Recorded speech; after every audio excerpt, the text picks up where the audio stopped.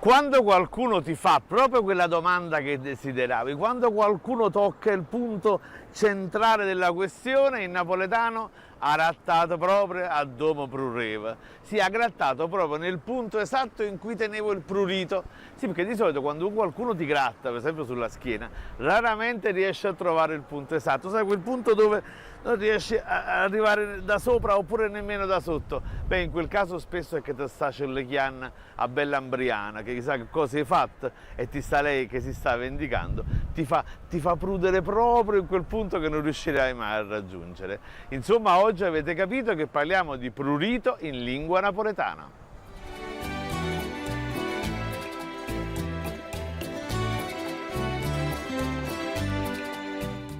Il prurito però non è solo il pizzicore, Achille lo prora o Achille lo prora è un modo furbesco per dire, come devo dire, ha un prurito di tipo erotico, ecco, insomma, c'ha qualche desiderio, teno prurito, lo prora, o vecchie, lo prora o cupierchie, ecco, insomma, gli prude la testa, insomma, al vecchiarello c'ha ancora grilli per la testa, a vecchie lo prora la furnacella, vabbè, insomma, ogni tanto mi lascio andare al turpiloquio, ma come sapete solo a fini didattici per spiegare la grandezza della lingua napoletana. E qui è quando ti prude nelle parti basse, però in lingua napoletana ti può prudere in tanti posti. Per esempio, ma come l'è pruduta a capo? Ma come l'è pruduta a capo? Ma come gli è venuto sta bizzarria, sto desiderio, su schiribiz, sta voglia improvvisa e fa stufato? Ma come gli è pruduto la capa?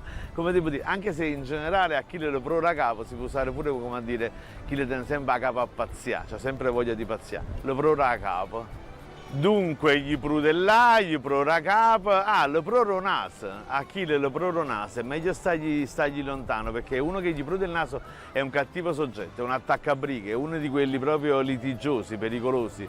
La locuzione è molto antica, lo proro naso, e in realtà risale addirittura a una leggenda di tanti secoli fa. Si racconta che un ladro entra in casa, o forse un amante, insomma, torna improvvisamente il capofamiglia e quest'amante o questo ladro è costretto a nascondersi nel fienile. Lì pensa di stare al sicuro, ma ahimè improvvisamente lo pruretta un asso. Sì, l'allergia al fieno, alle graminacee fa sì che lui farà decine e decine di starnuti. Verrà scoperto, verrà catturato e verrà ammazzato. Ed ecco perché, insomma, quando uno lo proronato è sempre una cattiva persona, è uno che va a rubare a là.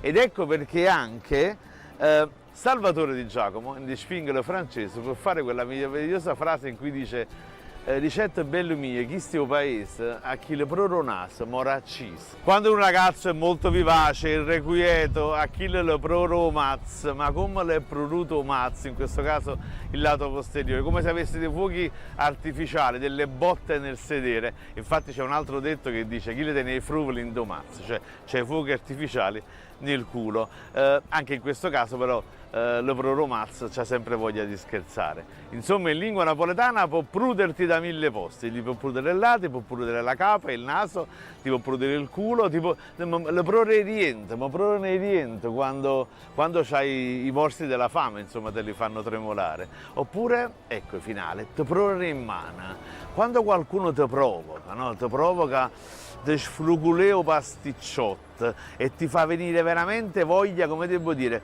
di litigare, ti sta tirando in mazzata in te in mano, a me kill mi fa prorere in mano.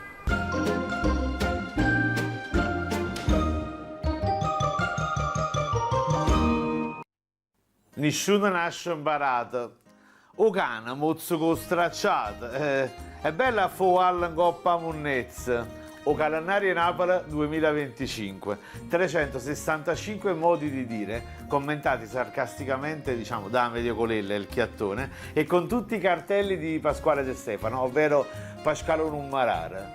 Lo trovate in tutte le librerie, in tutte le cartolibrerie. O parla chiara e fatta per amici.